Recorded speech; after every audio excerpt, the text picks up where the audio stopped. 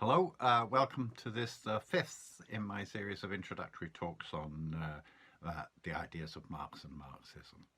Today I'm going to talk about the revolutionary role of the working class, which was a key idea of Marxism.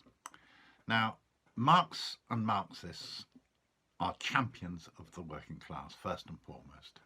And this is true in practice and in theory. They support workers' strikes against the bosses. They defend working class interests across the board in society. They're part of the working class movement, and they fight for workers' power, for the working class to take over political power in society. And the theory of the revolutionary role of the working class is absolutely central to the whole of Marxist thought. There's an interesting biographical point here in that it would appear, when you look at it on the surface, that the revolutionary role of the working class, it would be a consequence, a conclusion drawn from Marx's theory of history or his critique of capitalist political economy and the contradictions of capitalism and so on. And indeed, in a way, it is that. But actually, Marx discovered the working class before he developed those theories. It was actually an encounter with communist workers in Paris in 1843, when Marx was only 25, that led Marx to grasp the potential of the working class as the agent of change and creators of a new society. And grasping that was the foundation for the development of his new theory of history and all the rest of his theories. And the rest of the theories that he spent his lifetime working on were actually meant to serve as a guide to action in the struggle for the liberation of the working class. Now, why then did Marx settle on the working class, as it were, as the agent of social change? What was the basis of his lifelong commitment to working class struggle? Well, it was not just the suffering and the poverty and the exploitation of the working class. Or to be more precise, it was not only those things. The fact that workers suffer and are exploited under the system, of course, gives them a motive and an interest in fighting against the system, and Marx was well aware of this. But it's also true that, for example, that slaves and peasants have suffered, been oppressed and been exploited for millennia. But Marx wrote, "Workers of the world unite, not peasants of the world unite." Why? It was because, first of all, of the power of the working class, and secondly, because of its ability, as he saw it, to create a new society. Now, the working class is the unique child of capitalism. As capitalism expands, so does the working class. And we see that in the world today. Capitalism can defeat the working class in battle after battle, break its strikes, smash its unions, curtail its liberty through dictatorship or whatever. But it cannot do without the working class because it needs workers to produce its profits. And so the working class always has the potential to return to fight again. Then capitalism draws workers together in large workplaces, links them in national and global industries, concentrates them in vast cities. Again, just look at the world today, it's never been so true. And this gives the working class massive potential political power. Right? Without the work of workers, no train moves, no bus moves, no lorry transports goods, no minerals leave the earth, no papers are printed, no TV station broadcasts, no school or bank opens. Even the armed forces of the capitalist state depend on workers in their ranks.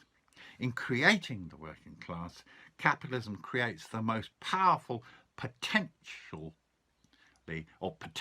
powerful oppressed class in history. They have the power to paralyze the economy. They have control. They have the power to take over control of the society.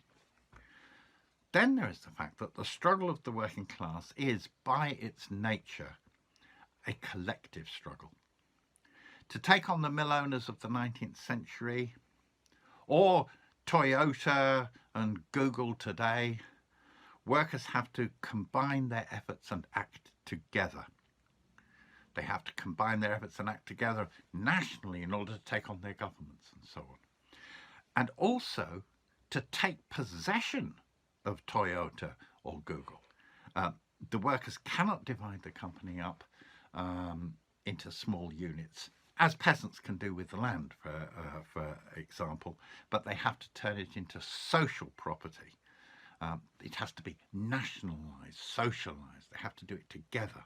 And this collective nature of their struggle and the collective nature of their power, this is what makes the working class a socialist class.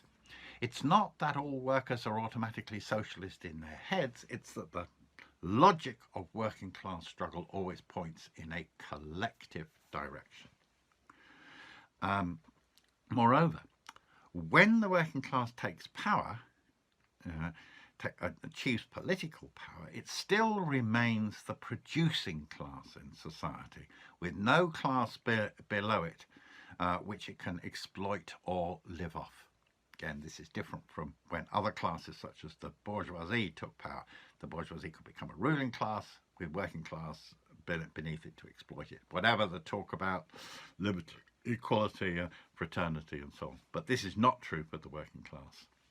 Plus, being concentrated in big workplaces and big cities at the centre of economic and political power gives the working class the capacity to prevent any new class emerging above it, to keep its leaders accountable to it, and to continue to both produce and exercise power in society at the same time.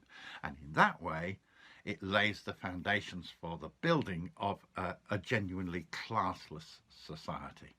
And in liberating itself, therefore, the working class lays the foundations for liberating humanity as a whole. It's not, of course, that with the workers' revolution, racism, sexism, homophobia, other forms of bigotry and oppression will disappear overnight. Not at all. They'll have to be consciously fought against. But working class power can lead in the direction of a classless society in which the material foundation for eliminating all those age-old prejudices, bigotries, divisions, oppressions can be overcome in a way that is not possible under capitalism. The revolutionary role of the working class is the core of Marxism. All Marxist philosophy, history, economics and politics starts from here. Now, it's interesting that no proposition in Marx has been so roundly dismissed by academics and pundits. Including often those who claim to be sympathetic to Marxism. They often think they like what Marx might have to say about economics, but not the revolutionary role of the working class and so on. The working class has changed is their familiar cry. Used to be that it was revolutionary, but not anymore. Well, yes, the working class has changed. It's changed in its jobs, its clothes, its pay, its nationalities, and its culture, and so on. But in its fundamental conditions of existence, it remains. It's still the child of capitalism, still living by the sale of its labour power, still exploited and still struggling collectively. And at the same time, its size and potential power has grown enormously. In Marx's day, the proletariat was more or less confined to Western Europe. Today, it stretches across and fights on all 5 continents, from Sao Paulo to Seoul. And therein lies the basis of socialism and the future of humanity. Now, it has been said none of this happens automatically. To fulfill its revolutionary role, the working class must become conscious and organised. In terms of consciousness, the most important thing is in developing socialist consciousness in the working class is mass struggle. Propaganda, like this video, can play a role and is useful, but to reach the masses, propaganda has to be combined with the masses themselves engaged in collective struggle where they get a sense of their power and their confidence rises.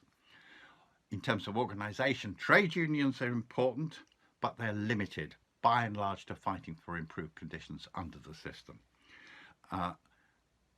Experience has shown of 150 years of working class struggle that in addition to trade unions, workers also need their own political party, their own revolutionary party. I'll have to talk more about this later, but that also plays a crucial role in enabling the working class to actually take power, and I'll come back to those points. But to say that the struggle of the working class, a working class revolution, that above all is what Marxism is about. Thank you.